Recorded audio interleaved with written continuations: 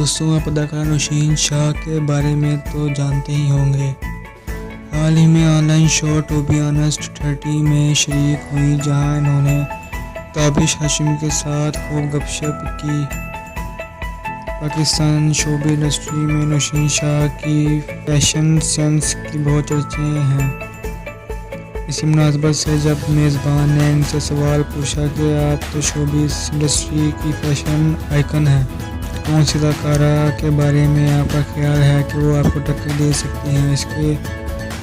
اس سوال کے جواب میں نوشین شاہ نے کہا، ایسی کوئی اداکار نہیں جو مجھے فیشن میں ٹکر دے سکے۔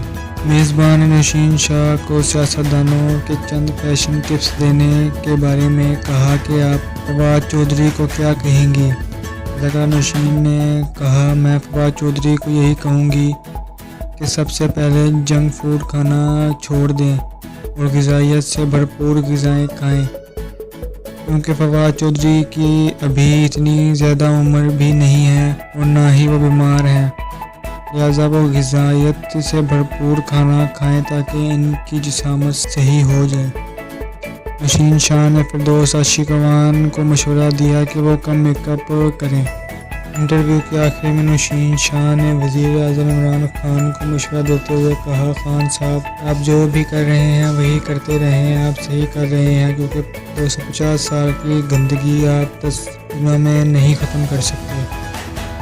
نوشین شاہ نے کہا، ایک جج نے سابق صدر پرویز مشرف کے بارے میں کہا تھا کہ انہیں عوامی مقام پر پھانسی پر لٹکانا چاہیے، جس پر میں نے کہا تھا پرویز مشرف کے ساتھ ساتھ زرداری، نواز شریف، شہباز شریف، مریم نواز، بلاول بھٹو، الطاف حسین اور عمران خان کو بھی پھانسی پر لٹکا دیا جائے، کیونکہ مجھے ایسا لگتا ہے کہ جنرل پرویز مشرف صاحب نے بہت کچھ کیا ہے اس ملک کے لیے۔